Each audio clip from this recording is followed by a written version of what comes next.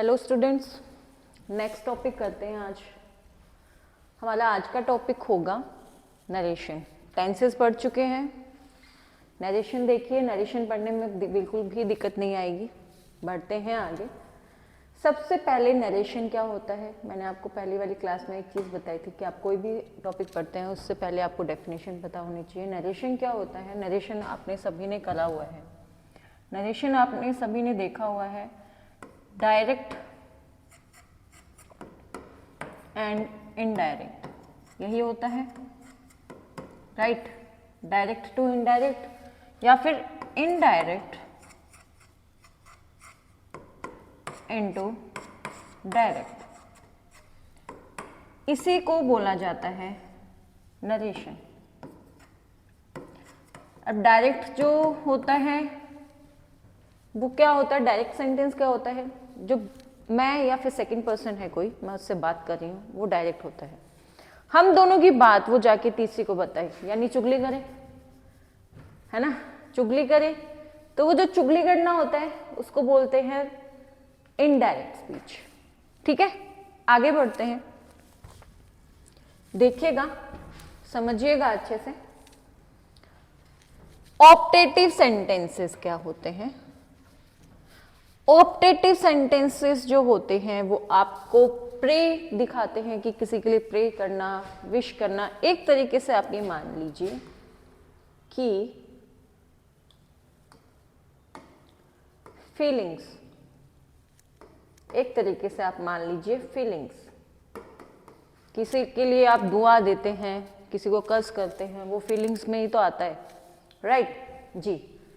अब ये चीज देखिएगा, मैम ये आपने क्या लिख दिया, कंजक्शन ये सब क्या लिख दिया बच्चों? आपने देखा होगा, देखिए, he said may God bless you. Example देखिए, he said may God bless you, यही होता है।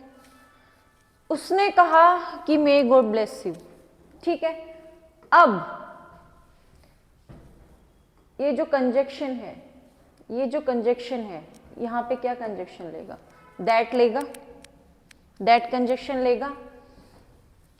तो क्या होगा? ही सेड नहीं आएगा, उसकी जगह क्या किया उसने? प्रे किया ना कि आपको भगवान क्या करे, गॉड ब्लेस करे, सद्बुद्धि दे।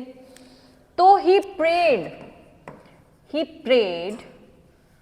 जब इन्वर्टेड कॉमास हट जाते हैं तो उसकी जगह दैट आ जाता है। ही प्रेड दैट। मे का सेकंड फॉर्म मैंने आपको बताया है माइट होता है, तो हम उसकी जगह माइट लिखेंगे, उसकी जगह हम माइट लिखेंगे।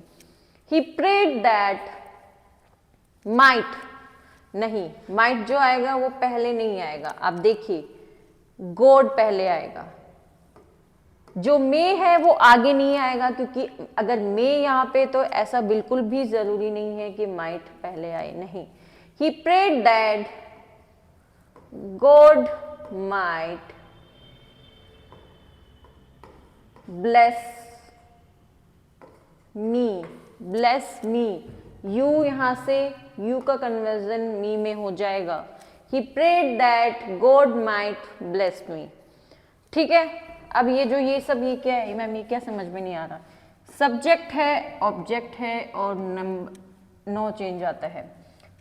सब्जेक्ट जो होता है वो फर्स्ट पर्सन होता है, यानी आई और वी। फर्स्ट पर्सन या तो मैं या हम। सेकंड पर्सन जो होता है वो ऑब्जेक्ट कहलाता है, और सेकंड पर्सन को हम यू के, कि तुम, वो सेकंड पर्सन होता है। थर्ड पर्सन में देखिए, she, it, he, they, noun और अदर्स, ये सारे क्या होते हैं? आपके थर्ड पर्सन होते हैं। ये सारे जो हैं वो आपके थर्ड पर्सन होते हैं जी। आगे बढ़ते हैं।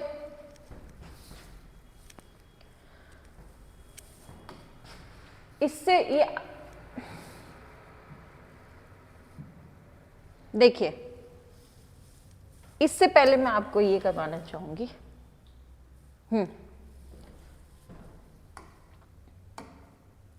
देखिएगा, एग्जाम्पल देखिएगा। He said to me I studied 10 years ago, कि मैं 10 साल पहले पढ़ चुका हूं।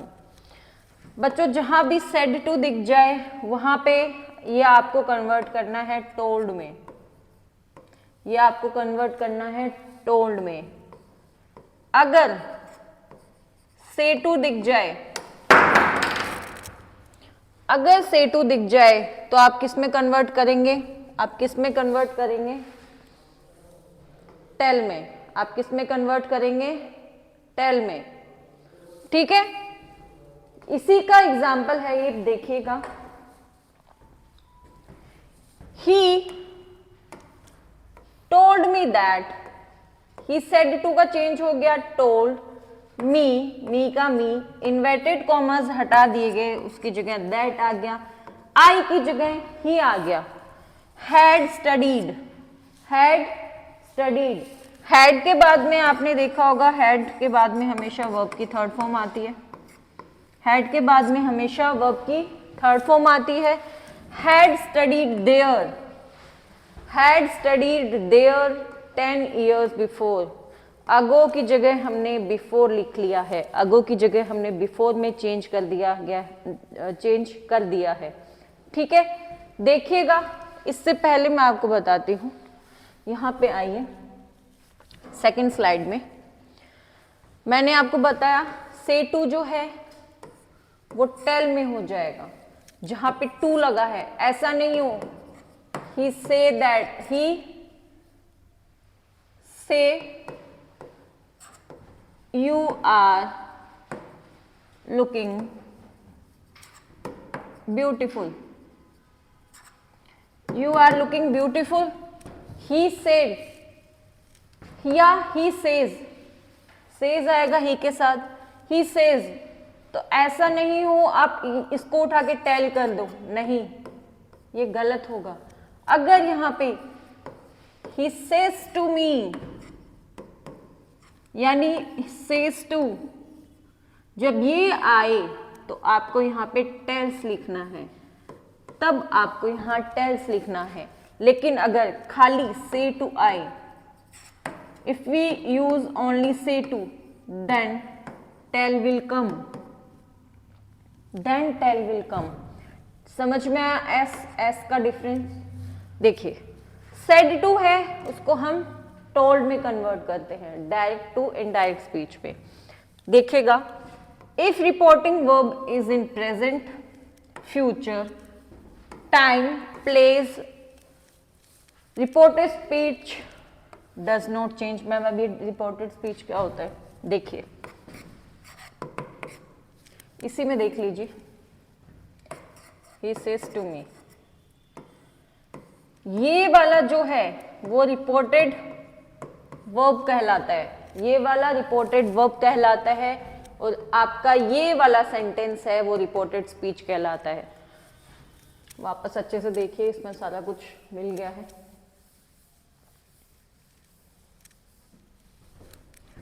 He says to me, you are beautiful, you are beautiful। देखिए, इसे कन्वर्ट कैसे करेंगे, उससे पहले आप ये देखिए, ये जो है वो रिपोर्टेड वर्ब कहलाएगा, और आपका ये जो है वो रिपोर्टेड स्पीच कहलाएगा। ये होता है रिपोर्टेड वर्ब, ये होता है रिपोर्टेड स्पीच। देखिए, हम इसे कन्वर्ट कैसे करेंगे। सेज टू है तो यानी से टू को हम चेंज करते हैं tells. He tells me, inverted comma को हटा दो, दैट, यू की जगह आएगा आई। अब आई के साथ आर तो आएगा नहीं, आई की आर की जगह आएगा I am beautiful, I am beautiful. अब यहां पे जो मैंने आपको लिखवाया है रिपोर्टिंग वर्ब, ये वाला जो रिपोर्टिंग वर्ब है, आप ध्यान दीजिएगा, आप मैंने सिर्फ आई की आई के साथ में एम लगाया है, उसके अलावा इसमें कोई भी टेंस में चेंज नहीं हुआ है, कुछ भी चेंज नहीं हुआ है। यानी आपका रिपोर्टिंग वर्ब भले से प्रेजेंट इंडेफिनिट में हो, पास्ट में हो, किसी भी चीज में हो, ठीक है, उसकी रिपोर्टेड स्पीच जो है वो चेंज नहीं होती है। कब चेंज नहीं होती है? जब वो प्रेजेंट में हो, फ्यूचर टेंस में हो, टाइम हो, या फिर कहीं की प्लेस दिखा रही हो, तो उसकी जो रिपोर्टेड स्पीच है ये वाली, ये बिल्कुल भी चेंज नहीं होगी। ठीक है, आगे बढ़ते हैं, आगे बढ़ते हैं। देखिएगा, इफ रिपोर्टिंग वर्ब, आप सबको पता है रिपोर्टिंग वर्ब क्या होता है, अगर पास्ट में हो और रिपोर्टेड स्पीच, ध्यान दीजिएगा, reported speech is not an idiom. अगर वो ईडियम ना हो, ईडियम क्या होता है? मुहावरे, मुहावरे। फ्रेज में हो, change the tense, time and place. अगर वो ना तो ईडियम हो, ठीक है, ना ही वो फ्रेज में हो, तो उसका क्या होगा? उसका टेंस भी चेंज होगा, टाइम भी चेंज होगा और जगह भी चेंज होगी। ठीक है, देखिए कैसे। He said to me, past है, अब सेड टू को क्या आएगा? टोल्ड आएगा। I studied 10 years ago, I studied 10 years ago. He told me that he had studied, had आ गया मतलब past tense, studied there 10 years before, ago की जगह आ गया आपका before। यहां तक समझ में आया? देखिए, वापस देखिएगा,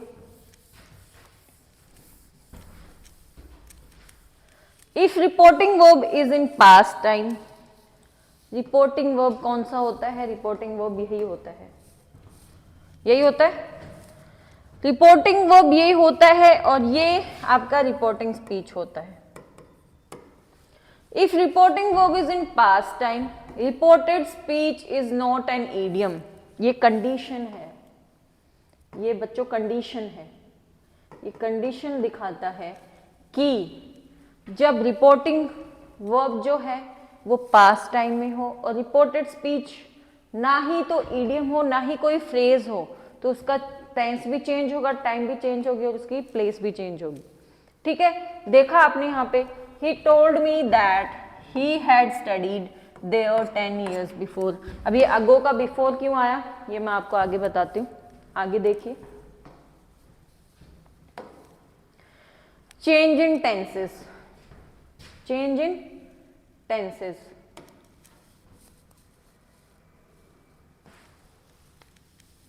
चेंज इन टेंसेस में देखिए, आपका अगर सेंटेंस प्रेजेंट में है तो वो आपका सेंटेंस पास्ट में चेंज होगा, पास्ट का चेंज पास्ट परफेक्ट में होगा, और पास्ट परफेक्ट के बाद कोई भी चेंज नहीं होगा, क्योंकि पास्ट परफेक्ट, परफेक्ट का मतलब ही है एंड।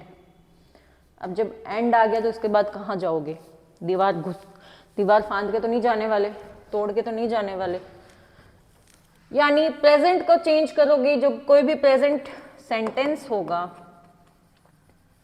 उसे आप चेंज करेंगे पास्ट में, पास्ट का जो सेंटेंस है उसे आप चेंज करेंगे पास्ट परफेक्ट में। अब भले से इसमें प्रेजेंट इंडेफिनिट हो, प्रेजेंट कॉन्टिन्यूअस हो, आपका जो प्रेजेंट इंडेफिनिट है वो पास्ट इंडेफिनिट में चेंज हो जाएगा, प्रेजेंट कॉन्टिन्यूअस पास्ट कॉन्टिन्यूअस में चेंज हो जाएगा, प्रेजेंट इंडेफिनिट आपका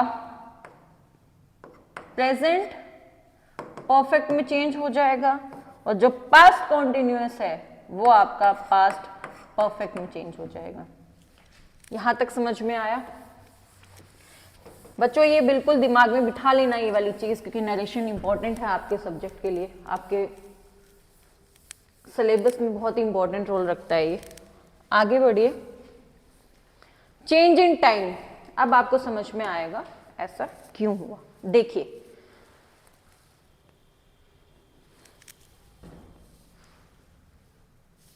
देखिए नाउ चेंज होगा देन में, टुडे चेंज हो गया दैट डे में, टुनाइट का चेंज होगा दैट नाइट का। टुडे और टुनाइट एक जैसे रिजेम्बलेंस करते हैं, बस दैट ये सेम है, डे और नाइट, नाइट है तो नाइट लगा दीजिए, डे है तो डे लगा दीजिए। यस्टरडे को क्या पिछला दिन ही होगा ना, द प्रीवियस डे या फिर द डे बिफोर। टुमारो को हम लिखते हैं आने वाला कल, तो द नेक्स्ट डे और द फॉलोइंग डे। इंपॉर्टेंट है बच्चों, ध्यान रखिएगा, याद करके रखिएगा। अगो का हम लिखेंगे बिफोर। अब समझ में आया वहां पे अगो जो है वो बिफोर में चेंज क्यों हुआ। लास्ट जो होगा वो द प्रीवियस, यानी लास्ट को हम इनडायरेक्ट में चेंज करेंगे द प्रीवियस वन में। हेंस ऑनवर्ड्स जो होगा वो देन्स ऑनवर्ड्स में चेंज होगा।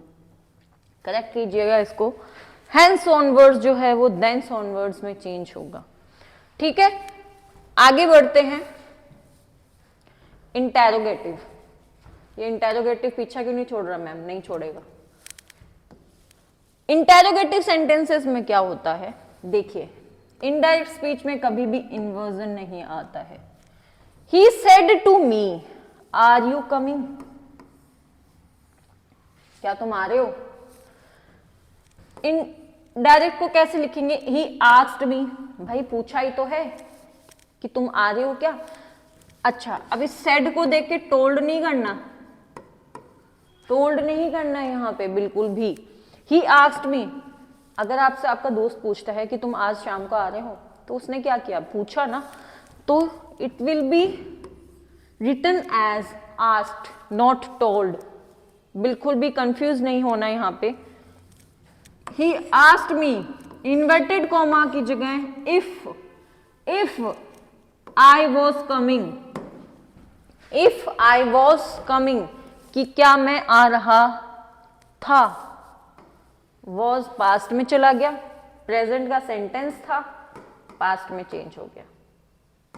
प्रेजेंट का सेंटेंस पास्ट में चेंज हो गया। देखिए इफ आई वॉज कमिंग, कि क्या मैं आ रहा था या नहीं। सेकंड देखिए, he said to me when are you coming, he said to me कि तुम कब आ रहे हो। अगेन सेड टू को टोल्ड नहीं करना बच्चों, टोल्ड नहीं करना, इसकी जगह क्या आएगा? Asked. He asked me, when का व्हेन, यू का आई के साथ वॉज लगता है, वर्ड नहीं आएगा। I was coming, I was coming. ध्यान दीजिए कैसे, वापस देखिए एक बार। He said to me are you coming, उसने मुझसे पूछा क्या तुम आ रहे हो, क्या तुम आ रहे हो, क्या। He asked me if I was coming. He said to me when, कब, व्हेन का यूज होता है कब के साथ में, कि कब आ रहे हो तुम।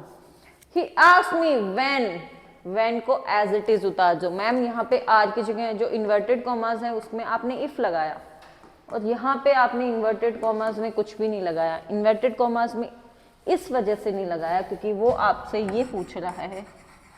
चलिए लिख दिए, ही asked me that when I was coming, लगा दीजिए।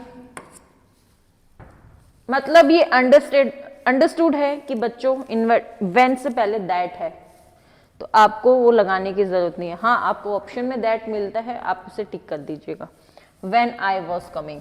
चलिए आगे बढ़ते हैं। इंपेरेटिव सेंटेंसेस क्या होते हैं बच्चों? इंपेरेटिव सेंटेंसेस देखिएगा, जो रिक्वेस्ट करते हैं, जो रिक्वेस्ट करते हैं उसे बोला जाता है इंपेरेटिव सेंटेंसेस। रिक्वेस्ट या फोरबेड, फोरबेड का मतलब ही होता है मना करना, फोरबेड का मतलब ही होता है मना करना। ठीक है, सेंटेंस देखिए, he said to me please help me. अब एक चीज आप इसमें नोट कीजिएगा, सेड की जगह क्या आ जाएगा? Requested, ordered, फोरबेड।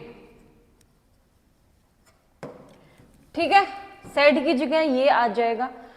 बाकी जो इन्वर्टेड कॉमास है वो एज इट इज आपका इनमें चेंज हो जाएगा।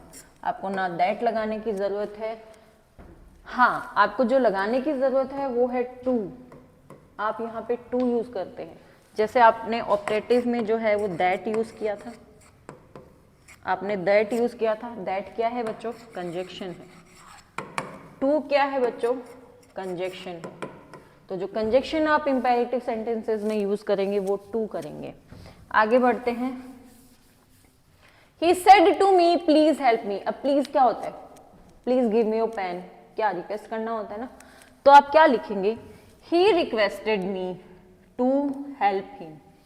टू आपका यहाँ कंजक्शन हो गया। यहां तक तो आपका सेम है, सिर्फ सेड टू को आपने टोल्ड नहीं करना है। मैं वापस आपको बता रही हूं, टोल्ड नहीं करना है। He requested me to help him, me की जगह हिम, मी की जगह हिम आ गया। ठीक है, आगे बढ़ते हैं। He said to me, sir don't lean against the wall. अब सर बोला है तो क्या हो गया? आपको बहुत इज्जत देते हैं ना सर, इज्जत देके बात करी है, तो देखिए क्या यूज होगा। ही फोरबेड मी रिस्पेक्टफुली, इज्जत देते हुए, to lean against the wall. ठीक है, अब एक और क्या चेंज होगा इसमें, एक और एग्जांपल देखिएगा इसका।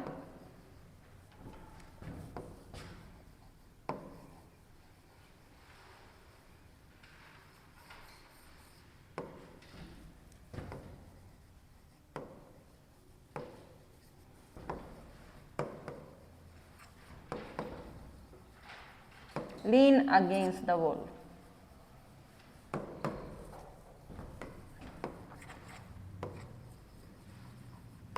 He respectfully asked me to not lean against the wall।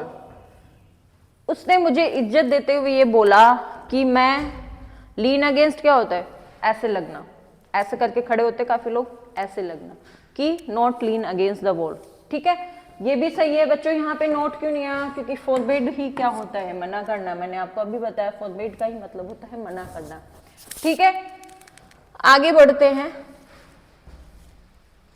Exclamatory sentences, किसी को बताने की जरूरत नहीं है सेंटेंसेस कौन से होते हैं, बस लास्ट में आपको ये दिख गया ना तो मतलब समझ जाओ एक्सक्लेमेटरी सेंटेंसेस हैं। देखिए टाइप्स हैं इसके, अच्छे से पढ़िएगा। Type 1, he said alas I am done, alas few, finally I am done. He exclaimed, said की जगह एक्सक्लेम्ड विथ सोरो। सोरो क्यों? अलास, मैंने कहा ना फ्यू, यानी अलास की थक गया था करते करते।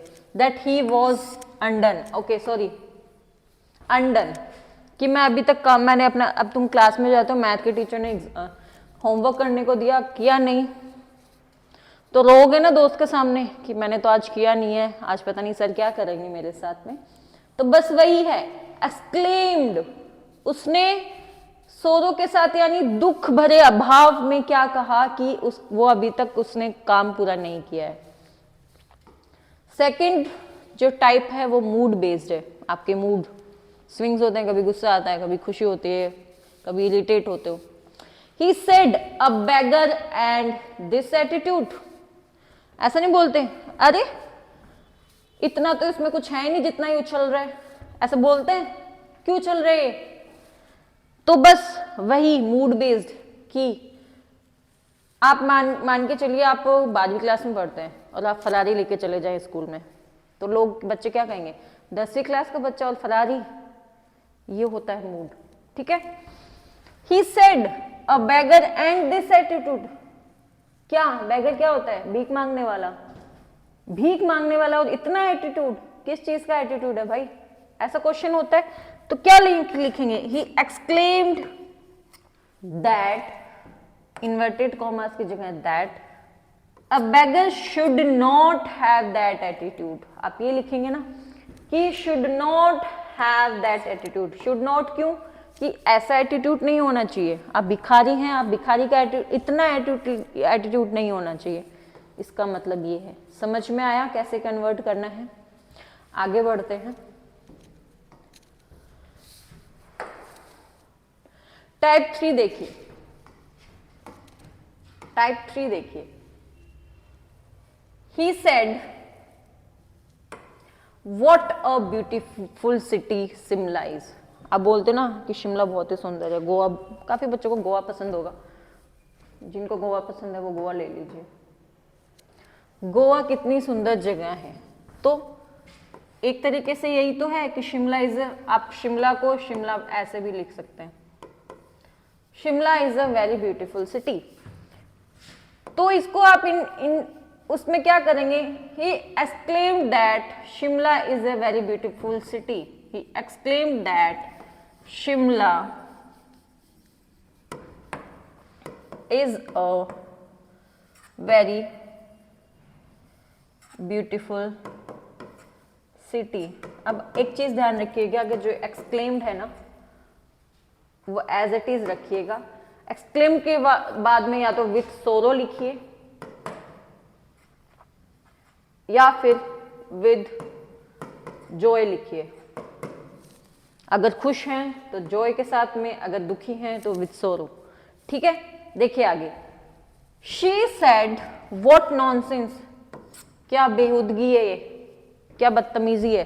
व्हाट नॉनसेंस क्या दिखा रहा है, एक तरीके से गुस्सा ही दिखा रहा है।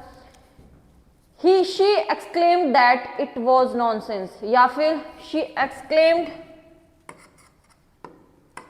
इन एंग्री, या फिर with angry mood that it was nonsense, कि वो क्या था, वो सारी की सारी चीज बेहुदगी थी। ठीक है, आगे बढ़ते हैं। टाइप 4 देखिए, ही सेड गुड।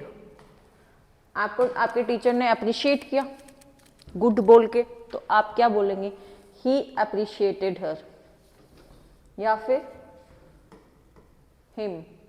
आपको पता नहीं है किसके लिए बोला है। He said good to her आता तो हर आता, हिम आता तो हिम आता। तो आप यहाँ पे हर नहीं लगा के आप अगर ये लिखते हैं ही अप्रिशिएटेड, तो वो पूरा सेंटेंस नहीं बनाता, या तो आप फिर ही हर लिखिए या फिर हिम लिखिए। सेकेंड सेंटेंस देखिए, he said to me bravo, यानी थपथपी देते हैं, बहुत बढ़िया। यू हैव डन वेल, आपने बहुत अच्छा किया।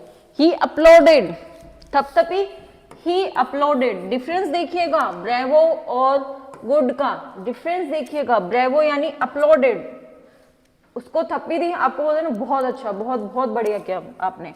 ही uploaded me saying that I had done well, कि मैंने बहुत अच्छा किया। यहां तक समझ में आया जी। आगे बढ़ते हैं, नेक्स्ट एग्जाम्पल देखिएगा। The thief said help me O heaven, I will never steal again. क्या मतलब, क्या हो गया, भगवान मेरी मदद करो, मैं दोबारा चोरी नहीं करूंगा। The thief called upon heaven, called upon heaven, भगवान को उसने बुलाया, बुलाया नहीं, भगवान को बोला। एंड रिजोल्ड, रिजोल्ड क्या हो गया, अपनी गलती मानना। रिजोल्ड अपनी गलती मानना कि वो दोबारा कभी चोरी नहीं करेगा। The thief called upon heaven and resolve never to steal again. चिंता करने की बिल्कुल जरूरत नहीं है, आपको इसके एक्सरसाइजेस बिल्कुल मिलेंगी, आपको और एग्जाम्पल्स इसके मिलेंगे। ठीक है, अच्छे से पढ़िएगा, रेगुलर रहिए क्लास में, ताकि समझ में आता रहे सब कुछ। और कोई भी क्वेरी है प्लीज़ प्लीज़ प्लीज़ कमेंट करके बताइए कि मुझे ये चीज़ समझ में नहीं आ रही, या फिर यहाँ इस टॉपिक में क्वेरी है, हम आपको रिजॉल्व करके देंगे। Thank you.